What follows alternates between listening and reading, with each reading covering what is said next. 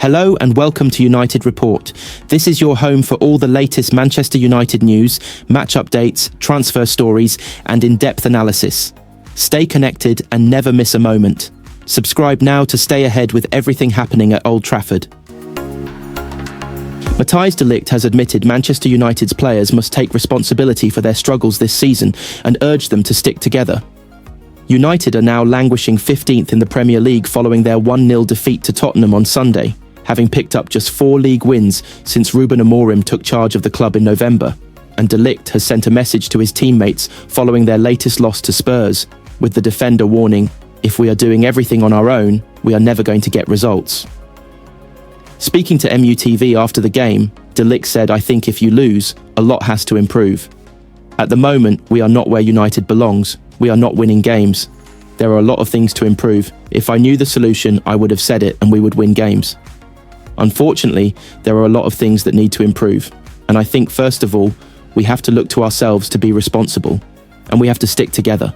If we are doing everything on our own, we are never going to get results. We need to stick together and try and put our finger on what went wrong, what is the difference in this game, why we lose this game, and why we don't win. It's not enough for United. We are not winning enough. We are not scoring chances enough, conceding too many goals. I think there are a lot of things that should improve, and hopefully it will be a bit better soon." Amorim, meanwhile, insisted he is not worried about his future, despite United's struggles. "I have a lot of problems.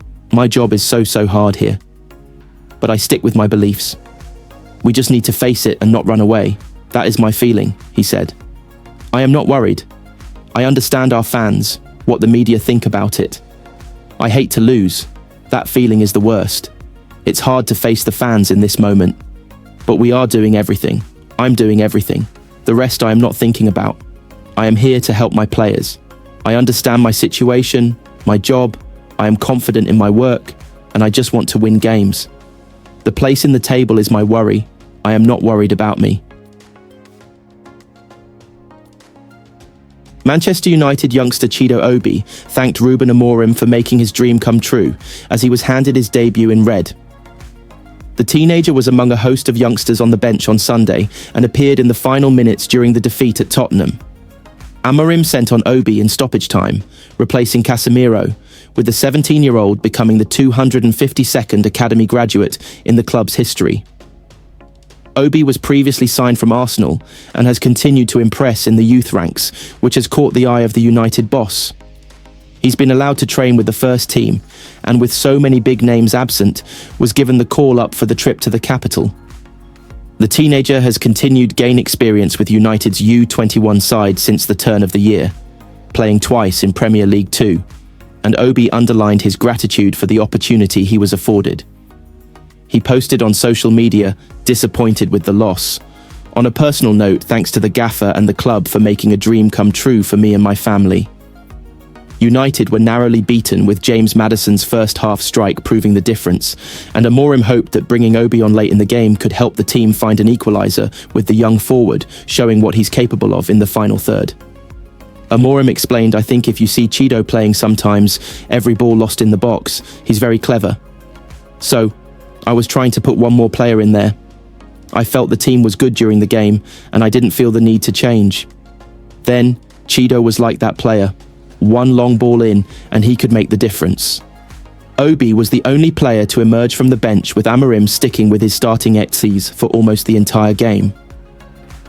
The United boss admits he wants to ease in the young talent gradually. Such are the difficulties of playing in the top flight, but challenge them all to be ready when needed.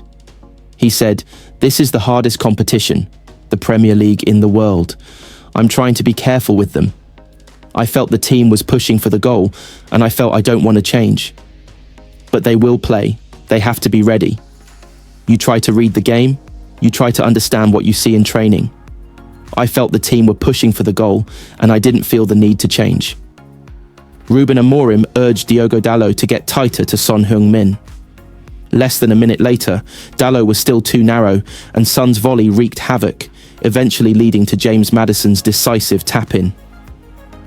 Failure to take on those instructions typifies the defeatist mentality of this Manchester United squad. They have no hope of mastering Amorim's 3-4-2-1 system if they cannot master routine orders. Dalot is one of the senior statesmen and the first to approach the United supporters before every game, tribally beating his chest and clutching his fists. He needed to be as intense approaching Son. He wasn't, and it cost United. Amorim's shoulders slumped. He outstretched his arms in disbelief at United's positioning and Casemiro's looseness with the ball. He constantly had to reposition the players and complain to his staff about a squandered overload. The United coach also berated Rasmus Højlund for being flagged offside. Højlund was filmed grinning or grimacing, sheepishly. Some will dismiss that as an innocent expression. Others will take a dim view of a striker who has now gone 15 games without a goal.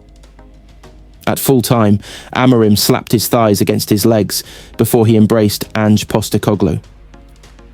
United have failed to score in 10 matches this season, and it is 2 successive league defeats.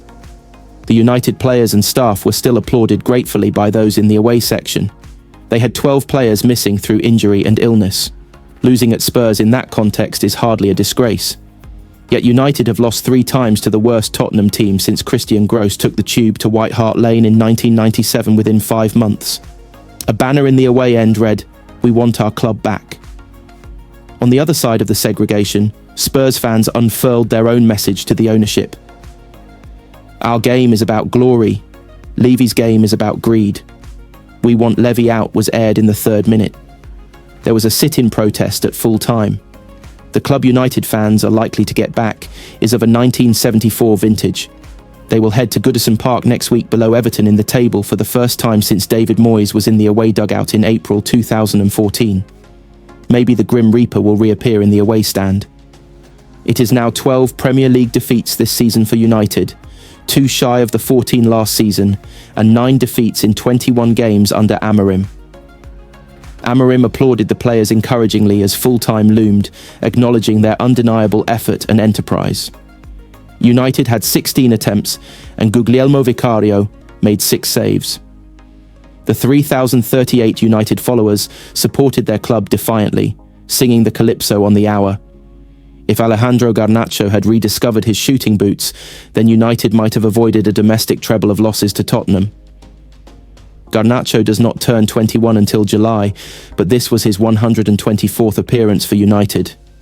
He did not lack for commitment, stretching every sinew to block a clearance and practically brushing Patrick Dorgu to one side to sting Vicario's right palm. Despite the lowly scoreline, much of the game was nigh on identical to the League Cup quarter-final between the teams on the same turf in December. United trailed to a conversion on the rebound and created the clearer openings. The crucial difference was Tottenham never got the 2-goal advantage. They did not need to. This was the 10th game of the campaign United have failed to score in, and both of their £108.5 million strikers were in the starting lineup. Joshua Zirkzee's approach play was silky at times, yet he fluffed his sole goal-scoring chance with a header. United were late arriving at the Tottenham Hotspur Stadium, and their entrance coincided with confirmation of the dreaded team news. The list of substitutes was a throwback to the benches Sir Alex Ferguson used to pick in 90s League Cup ties that he practically threw. 8 of the United substitutes had not played for the club before kick-off, and nobody on the bench was in their 20s. The 30-year-old Victor Lindelof was the substitute's babysitter.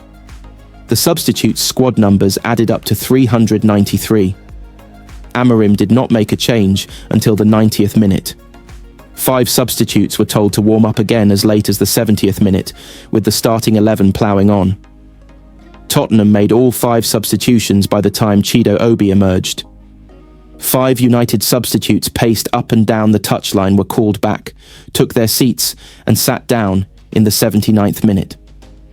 The prolific Obi was then on his feet again, pounding the muddied turf, awaiting a debut. He turned into a ball boy, fetching it for Dorgu. Obi, with the number 56 below his name, crossed the white line in added time. It was only last week that the United reserves coach Travis Binion remarked that Sekou Koné was not physical enough for second-string football. Koné arrived to some fanfare on transfer deadline day in August and was photographed with the technical director Jason Wilcox. Marcus Rashford is said to still have his heart set on joining Barcelona, even though the Spanish giants have insisted they weren't desperate to sign him in the transfer window. Rashford, 27, does not appear to have any sort of future at Manchester United after being frozen out by Ruben Amorim and agreed to sign on loan for Villa this month. It's thought that the 60-cap England star will weigh up his options again once his temporary spell at Villa Park is done. And while it remains to be seen if Villa will pull the trigger on a permanent move, Rashford seemingly still has one eye on a switch abroad. Talks between the players' representatives and Barcelona were held in January, and Rashford is hopeful they will rekindle their interest at the end of the season.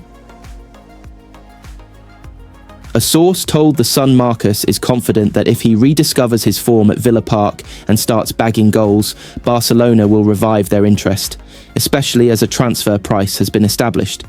It's a huge incentive for him, which is good news for Villa. Now he just needs to get playing and start scoring.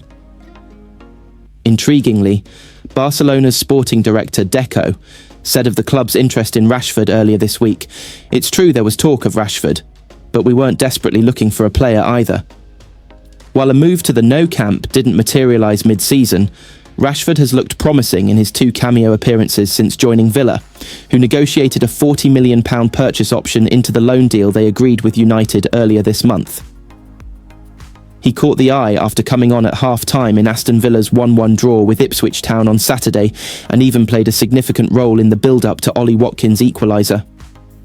Rashford and the club's other late signing in the window, Marco Asensio, were singled out for praise by Unai Emery during the Spaniards' post-match interview with Match of the Day for helping Villa get a result against Ipswich, who were reduced to 10 men in the first half when former Manchester United defender Axel Tuanzebe saw red. Good impact and keep going now. Try to fit in as best as possible, Emery said of the on-loan duo. "We are playing against Liverpool here. We lost some opportunities, but of course we have to be consistent and hope we can react."